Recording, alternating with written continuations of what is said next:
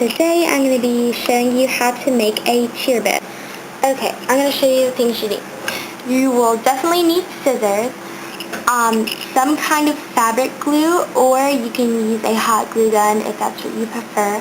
Hot glue guns work good as well as this, but it takes longer for the fabric glue to dry. You're going to need some kind of base ribbon. Just any kind of ribbon works. And then any other kinds of ribbon. I'm just going to do something simple because they just ran out of ribbon. Some kind of twisty tie, like the stuff you get off your bread or whatever. And then some hair things. This is an example of what the ribbon looks like. You have your hair tie back here. This has pins in it right now just to hold it in place because I just made this before I started making this video. But this is the style I'll be showing you how to make. Okay, so first you'll want to measure out your base ribbon. You don't have to measure it, you just want to do however long you want to do it. I usually go about 1.5 feet, maybe 2 feet. I'm not quite sure the exact measurement. But, about this long. And then I get the ribbon out I want. I would do different ribbon, but this is all I have left right now because I need to go to the store and get some more ribbon. So once you have that out, you want to take your glue and you want to put very thin lines across where you want it. So, and make sure you have this ribbon measured out across it where you want it and stuff. Then that is. And the same thing goes with hot glue gun. Whatever kind of glue you're using, just make sure it's very thin, and you want to do that. So once you have your glue all the way across, you can lay it down very carefully. I've made my lines a little bit too thick on this one because I was kind of in a rush. Okay, so once you have the ribbon you want laid down, I'm just doing mine really simple because, like I said, I'm out of ribbon right now. You just want to let it dry for a while if you're using a fabric glue. If you have the hot glue, you just want to press down on it until you feel like it's dry and stiff because it should stiffen up. If you have the fabric glue, then it's a good idea to go over it with a hairdryer. Okay, so now that your ribbon is dry, what you want to do is you want to take it and put it like this.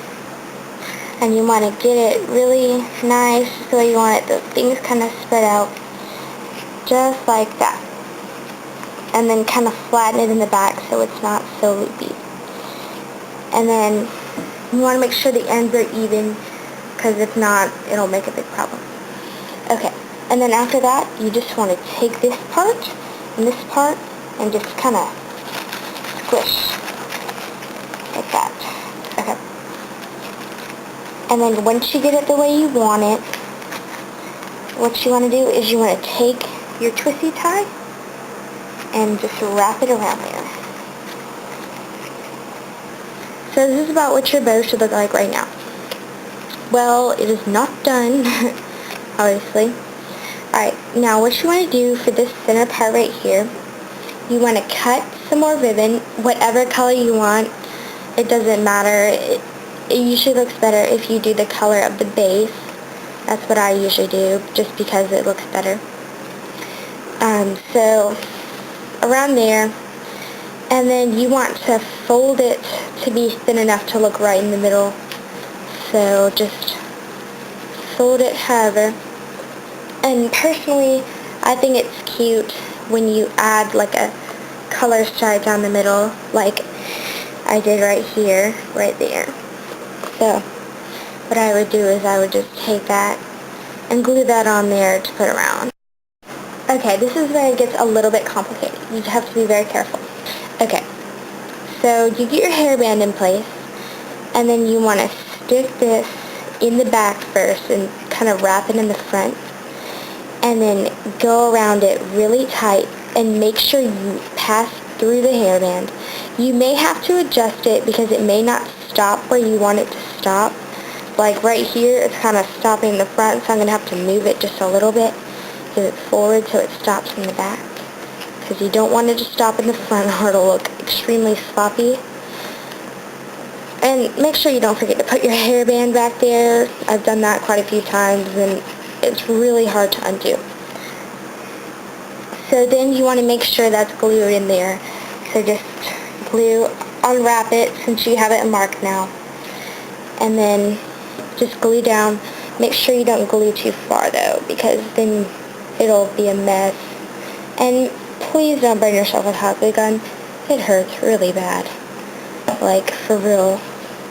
Okay.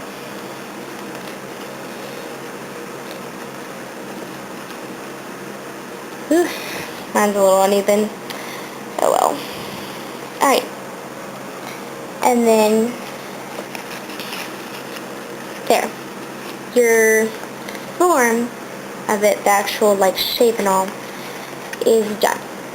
Now, you may choose to keep your edges flat, but I prefer them cut like this because I think it looks cuter, and that's just my opinion. You can do whatever you want. Some people like to add sparkles or sequins to their bow to personalize it, or they might want to even add more ribbon, but it's best to add ribbon at the beginning, or they like to just personalize it however they want. This one, again, I'm sure you're tired of hearing me say this, is going to be simple because I'm out of ribbon, but I will cut the edges because it looks better. So, you don't have to measure. You can measure. You might want to measure just because you want to get it right or whatever. Okay, so after you have your edges cut, if you want or if you don't, your bow is pretty much done. If you're using fabric glue, it's a good idea to stick a pin or a few in right here until the glue dries, and then you can take it out. So you usually want to keep it in there like overnight, or for at least good 2 to 3 hours or so, just to make sure it's completely dry. And if you ever need to re-glue, you can just repeat that or whatever. Well, this is the finished bow that I made. Anyway, I really hope yours looks better than mine because mine really sucks right now.